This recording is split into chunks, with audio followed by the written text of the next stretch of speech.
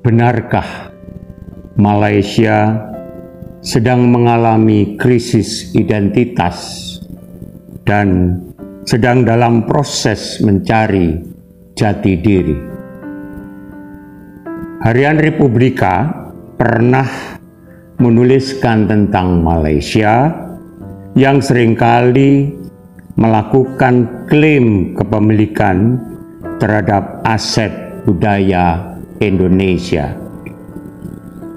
Apabila dirunut, memang sudah banyak klaim Malaysia, mulai dari makanan, pakaian, seni tari, seni musik, lagu daerah asli Indonesia dijadikan objek budaya negeri Malaysia.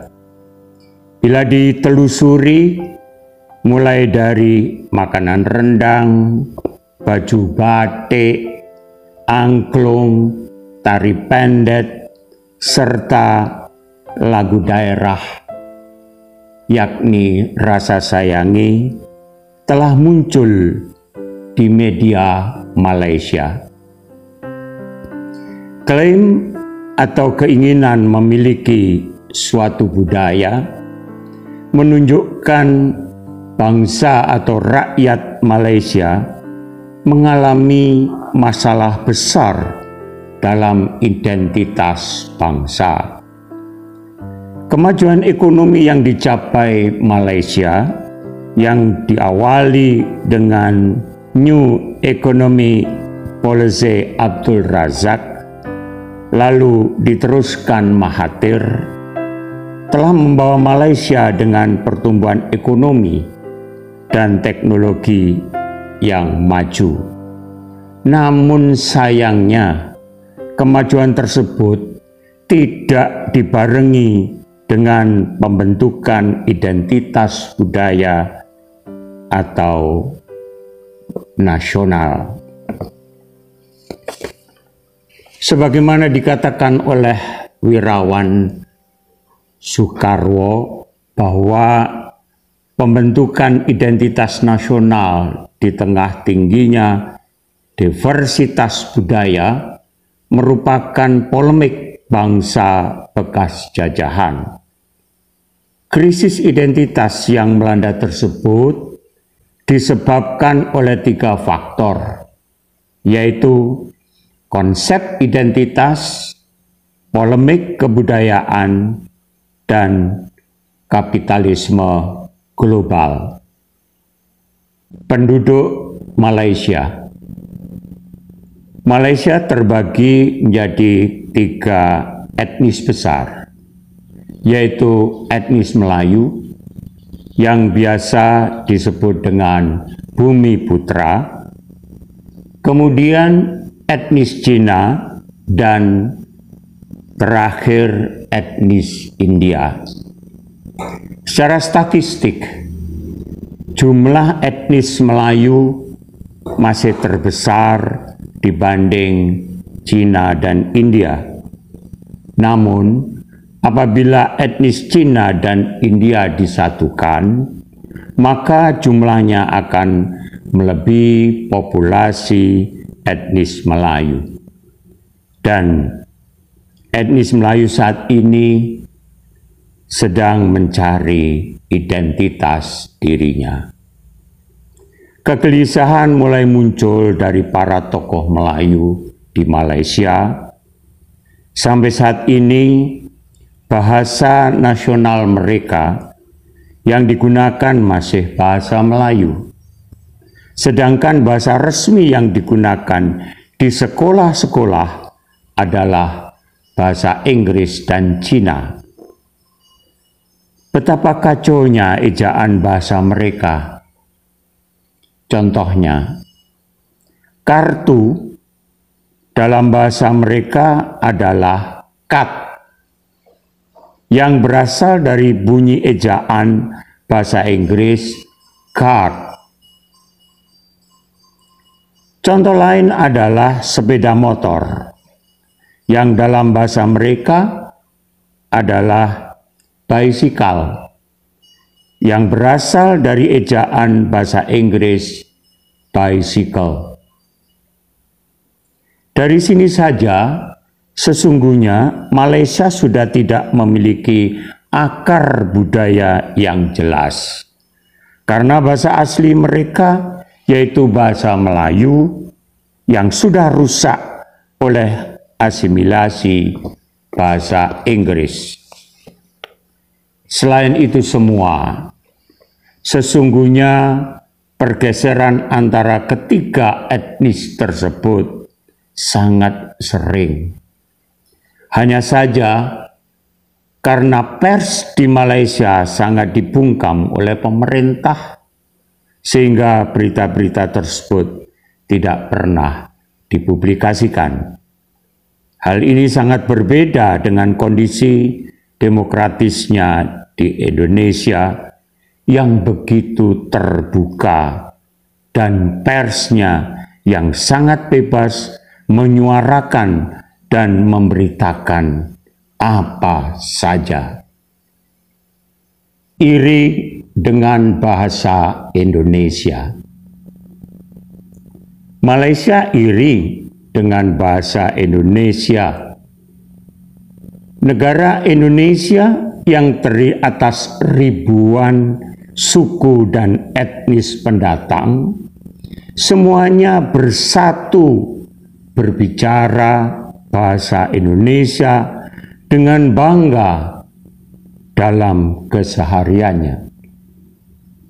Meskipun bahasa Melayu adalah bahasa nasional Malaysia, namun kenyataannya sejumlah etnis besar seperti India dan Cina justru memakai bahasa leluhurnya dalam percakapan keseharian.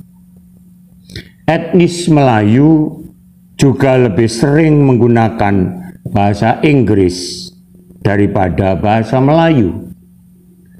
Kondisi ini membuat banyak yang lupa serta tidak fasih berbicara dalam bahasa ibu.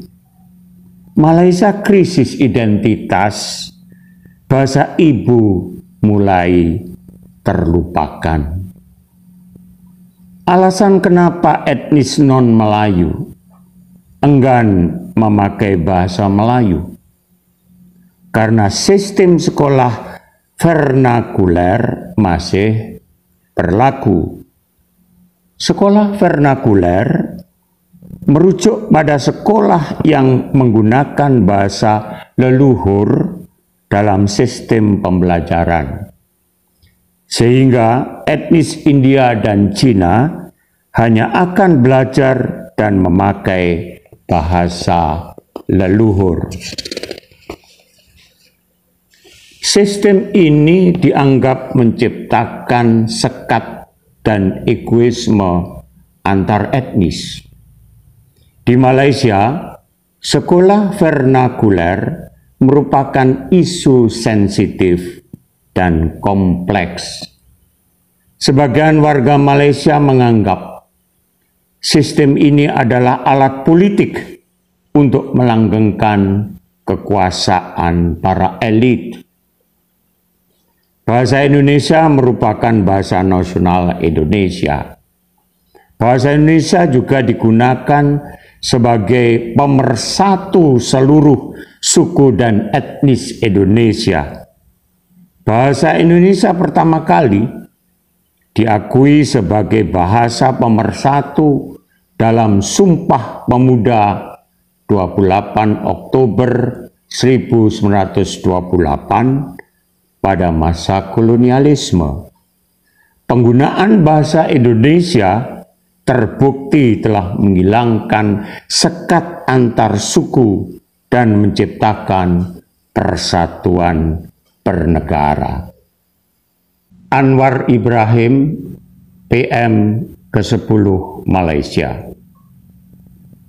Datuk Seri Anwar Ibrahim, tokoh oposisi Malaysia yang terus memperjuangkan demokrasi di negerinya lebih kurang 25 tahun.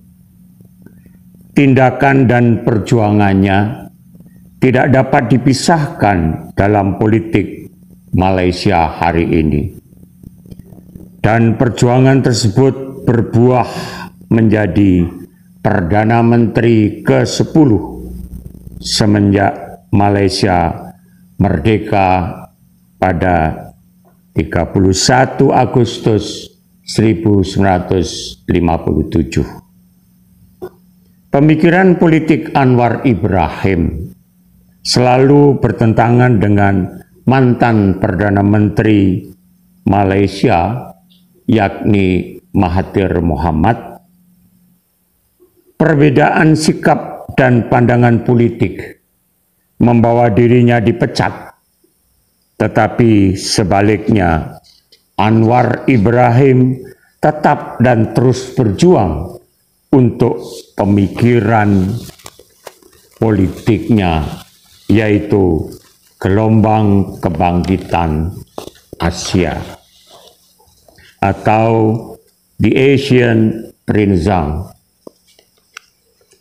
Gelombang kebangkitan Asia yang diperkenalkan oleh Anwar Ibrahim telah banyak diulas dan menjadi pemikiran semenjak tahun 1996 hingga sekarang masih sangat relevan dengan perkembangan pemikiran politik dan reformasi di kawasan Asia Tenggara.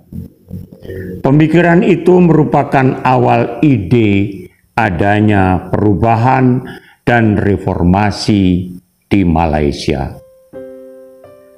Pengamat hubungan internasional dari Universitas Sultan Zainal Abidin di Malaysia, Suyatno Ladiki, menilai Anwar Ibrahim begitu dihormati warga Republik Indonesia karena sangat menghargai hubungan kedua negara.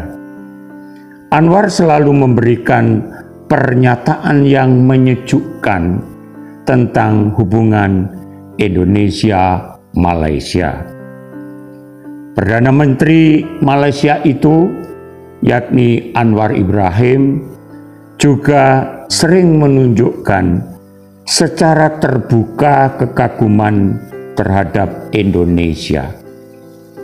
Dan Anwar Ibrahim juga konsisten menghormati peran sentral Indonesia di kawasan.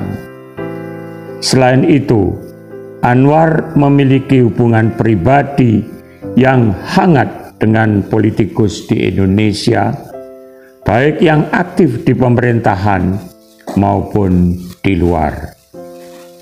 Dan Perdana Menteri Anwar Ibrahim sangat menghormati Presiden Joko Widodo. Di tangan Anwar Ibrahim itulah diharapkan tidak akan terjadi lagi Malaysia mengalami krisis identitas.